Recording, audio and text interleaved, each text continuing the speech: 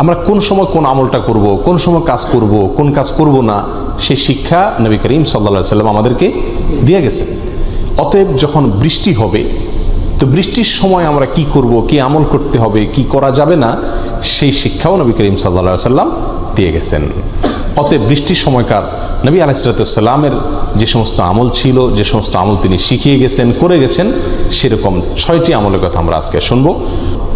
সর্বপ্রথম আমল হলো বৃষ্টি হলে আল্লাহ সুবহানাহু ওয়া তাআলার কাছে একটি বিশেষ দোয়া পাঠ করা। বৃষ্টি হলে আল্লাহ সুবহানাহু ওয়া তাআলার কাছে একটা বিশেষ দোয়া পাঠ করা, সেটি হলো আল্লাহুম্মা সাইয়্যিবান নাফিআ। সহিহ বুখারীর হাদিসে আসছে নবী করিম সাল্লাল্লাহু আলাইহি ওয়াসাল্লাম এই দোয়া পড়তেন বৃষ্টি যখন হতো তখন, আল্লাহুম্মা সাইয়্যিবান নাফিআ। মাত্র 3 শব্দের দোয়া, আল্লাহুম্মা সাইয়্যিবান নাফিআ, অর্থাৎ হে আল্লাহ, আপনি যে বৃষ্টি ঢালছেন, নাজিল করছেন, সেই বৃষ্টি যেন আমাদের জন্য উপকারী হয়, ক্ষতিকর বৃষ্টি যেন না হয়। কারণ কিছু কিছু বৃষ্টি আছে যে বৃষ্টিতে আমাদের ক্ষতি হয়, ফসলের ক্ষতি হয়, ঘরবাড়ির ক্ষতি হয়। তো আল্লাহ, আমরা আপনার কাছে উপকারী বৃষ্টি চাই। বৃষ্টি হলে একজন মুমিন এই দোয়া পাঠ করবে, আল্লাহুম্মা সাইয়্যিবান নাফিআ। যদি বৃষ্টি হতে হতে এত বেশি বৃষ্টি হয় যার ফলে রাস্তাঘাট ডুবে যায়, ঘরবাড়ি ক্ষতিগ্রস্ত হয়, ফসল ক্ষতিগ্রস্ত হয়, এক কথায় আমরা ক্ষতিগ্রস্ত হই, তাহলে নবী আলাইহিস সালামের আরেকটি দোয়া আছে, সেটি হলো আল্লাহুম্মা হাওয়ালাইনা ওয়ালা আলাইনা। একবার নবী আলাইহিস সালাম আল্লাহর কাছে বৃষ্টির জন্য দোয়া করেছিলেন, অনাবৃষ্টি চলছিল মদিনাতে। এরপরে আল্লাহ সুবহানাহু ওয়া তাআলা বৃষ্টি দিলেন, এত বৃষ্টি হলেন যে সাহাবীদের ঘরবাড়ি ওই বৃষ্টিতে নষ্ট হওয়ার, ভেঙে পড়ে যাওয়ার উপক্রম হলো। নবী আলাইহিস সালামের কাছে এসে সাহাবা একরাম মসজিদে জানান, ইয়া রাসূলুল্লাহ, এত বৃষ্টি হয়েছে যে এখন তো আবার পরিস্থিতি খারাপ। তখন তিনি দোয়া করেছিলেন আল্লাহুম্মা হাওয়ালাইনা ওয়ালা আলাইনা। এরপর আল্লাহ সুবহানাহু ওয়া তাআলা বৃষ্টি বন্ধ করে দিয়েছিলেন। তাহলে বৃষ্টি হলে আমরা আল্লাহুম্মা সাইয়্যিবান নাফিআ এই দোয়াটি পাঠ করব শুরু থেকেই। যদি বৃষ্টি হতে হতে অনেক লম্বা সময় ধরে বৃষ্টি হয় বা ক্ষতি হয়ে যায় বৃষ্টিতে আমাদের, তখন দোয়া করব কি, আল্লাহুম্মা হাওয়ালাইনা ওয়ালা আলাইনা, অর্থাৎ আল্লাহ, আমাদের বাইরে আপনি বৃষ্টি দান করেন। আমাদের এলাকার বাইরে বলতে আরেকজনের এলাকায় না, মানে যেখানে মানুষজন বসবাস করে না, বনে, জঙ্গলে, নদীতে, সমুদ্রে, সেখানে বৃষ্টি না দেন। আবাদিতে, বসতে যেখানে বৃষ্টি হলে আমাদের ক্ষতি হয়, সেখানে বৃষ্টি দিয়েন না। এই দোয়া পাঠ করতেন, আল্লাহুম্মা হাওয়ালাইনা ওয়ালা আলাইনা। আবারও বলছি, বৃষ্টি হলে দোয়া পড়বো আল্লাহুম্মা সাইয়্যিবান নাফিআ। আর যদি বৃষ্টি ক্ষতিকর পর্যায়ে চলে যায় তাহলে পড়বো আল্লাহুম্মা হাওয়ালাইনা ওয়ালা আলাইনা। 1 নম্বর আমল গেল, বৃষ্টি হলে এই দোয়াগুলো পাঠ করতে হবে। নাম্বার 2, বৃষ্টির সময় বা বৃষ্টির আগে পরে যদি প্রচণ্ড বাতাস, ঝড় শুরু হয়, ঝড়ো হাওয়া যদি শুরু হয়, তুফান দেখা যায়, তখন আল্লাহর আযাব নাজিল হয় কিনা সেই আশঙ্কায় শঙ্কিত থাকা, সেই ভয়ে সন্ত্রস্ত থাকা, এটি হলো দ্বিতীয় আমল। নবী করিম সাল্লাল্লাহু আলাইহি ওয়াসাল্লাম প্রসঙ্গে আম্মা জান আয়েশা রাদিয়াল্লাহু তাআলা আনহা বলেছেন যে যখন বৃষ্টির আগে বা পরে বা বৃষ্টির সময় প্রচণ্ড ঝড়ো বাতাস যখন বইতো, তখন নবী করিম সাল্লাল্লাহু আলাইহি ওয়াসাল্লাম ভীত সন্ত্রস্ত হয়ে পড়তেন। আলাইহিসসালামের চেহারা দেখে বোঝা যেত যে তিনি ভীত সন্ত্রস্ত হয়ে পড়েছিলেন। একবার জিজ্ঞাসা করা হলো তাকে, আম্মা জান আয়েশা জিজ্ঞাসা করলেন একবার, ইয়া রাসূলুল্লাহ, আপনার এই অবস্থা হয় কেন, এরকম ঝড়ো বাতাস, তুফান শুরু হলে?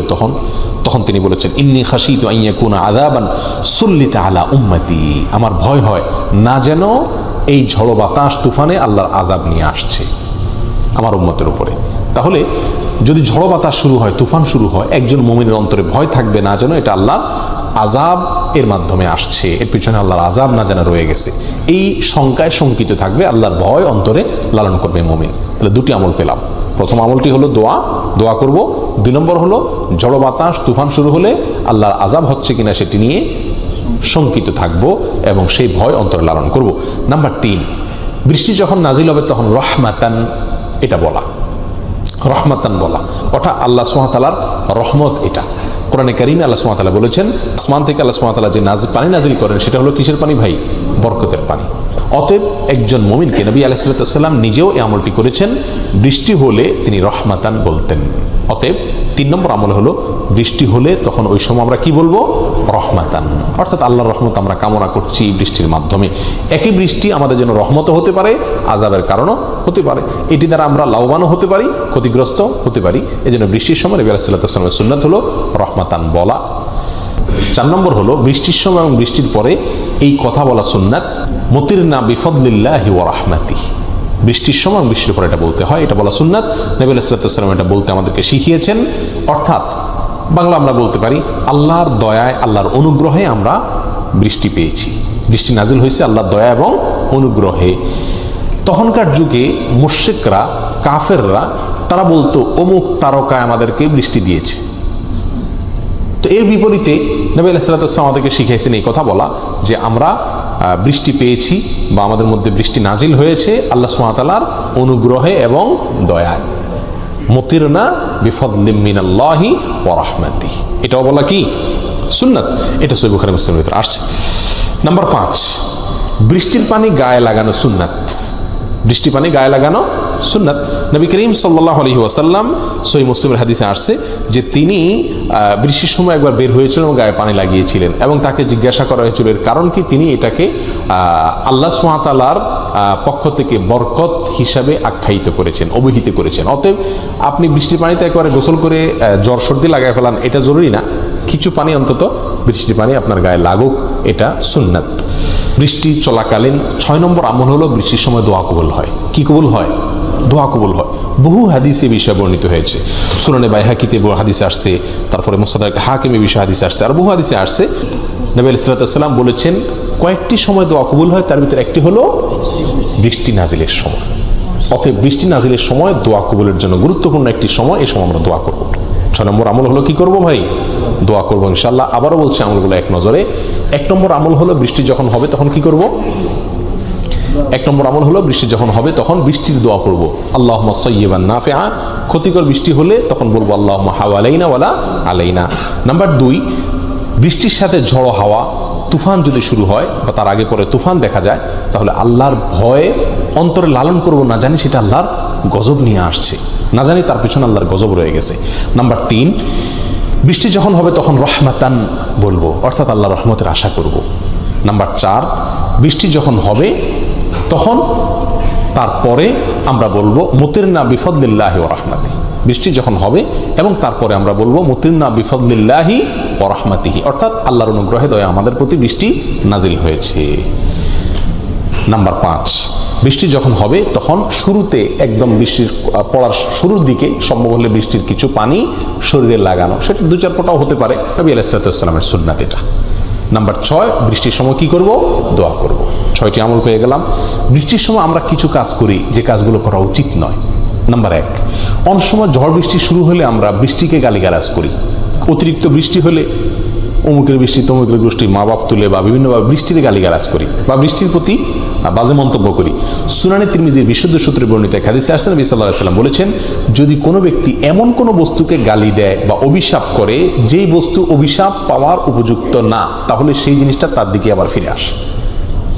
অতএব যত বৃষ্টি হোক, যত ঝড় হোক, দোয়া করব আল্লাহর কাছে এই বৃষ্টিকে, তুফানকে, ঝড়কে কি দিব না, গালিগালাজ করব না। নাম্বার 2, বৃষ্টি অতিরিক্ত হলে বা বৃষ্টি চলাকালীন সময়ে অনেক সময় আমরা মন্তব্য করি আল্লাহর গজব নাজিল হয়েছে, অমুকের কারণে তমুকের কারণে দেশে কি আসছে, গজব নাজিল হয়েছে। কোনো কারণে বৃষ্টি হলো, ঝড় হলো, বন্যা হলো, জলোচ্ছ্বাস হলো, বিশেষ করে সমুদ্র এবং সমুদ্র তীরবর্তী এলাকাতে আল্লাহ সুবহানাহু ওয়া তাআলার সুন্নাত এটা, যে সেখানে ঝড় বৃষ্টি বেশি হয়, আপনি ওটাকে আল্লাহর গজব হিসেবে আখ্যায়িত করার অধিকার আপনাকে কেউ দেয় নাই। কোনটা আল্লাহর গজব আর কোনটা আল্লাহর রহমত আর কোনটা আল্লাহর সাধারণ নিয়মের অংশ, সেটা মন্তব্য করতে পারেন শুধুমাত্র নবীগণ, কারণ তাদেরকে আল্লাহ জানায় দেন যে এটা গজব হিসাবে আসছে। এটাকে অনেক সময় আমরা দেখি ক্ষতি বাহ্যিকভাবে, কিন্তু তার পিছনে কি আছে, মঙ্গল আছে। অতএব এটা যে আল্লাহ গজব হিসাবে নাজিল করছেন সেটা আপনি কিভাবে নিশ্চিত হলেন? আল্লাহ তো আপনাকে জানাননি। অতএব এভাবে গড়ে যখন তখন ঝড় তুফান বা জলোচ্ছ্বাস হলে এটাকে গজব হিসাবে মন্তব্য করে, এটা আরেকটা ভুল। আমাদের দেশে বৃষ্টি বাদল বেশি হলে, ঝড় তুফান হলে দেখা যায় মসজিদের ভিতরে বা ঘরের ভিতরে, রুমের ভিতরে জোরে জোরে চিৎকার করে করে আজান দেওয়া হয়। আপনারা দেখে থাকবেন ছোটবেলায় বা এখনও আছে অনেক এলাকাতে, যে ঝড় জলোচ্ছ্বাস শুরু হলে কি দেয়, ঘর বাড়িতে জোরে জোরে আজান দেয়। এই আজান দেওয়া কোরআন এবং হাদিস দ্বারা প্রমাণিত না। ঝড়ের সময়, জলোচ্ছ্বাসের সময় আজান দিতে হবে এরকম কোনো কথা আমরা কোরআন হাদিস থেকে খুঁজে পাই না। এটাও কোরআন হাদিস থেকে প্রমাণিত কোনো আমল নয়। তাহলে আমরা বৃষ্টির সময় এই বৃষ্টিকে গালিগালাজ করা, এটা থেকে আমরা বেঁচে থাকবো। এটাকে আল্লাহর গজব ইত্যাদি বলে মন্তব্য করা, সেটা থেকেও কি করব, বেঁচে থাকার চেষ্টা করব। আর এই বৃষ্টির সময় আজান দেওয়া, এটা নবী আলাইহিস সালাতু ওয়াস সালামের কি নয়, সুন্নাহ নয়।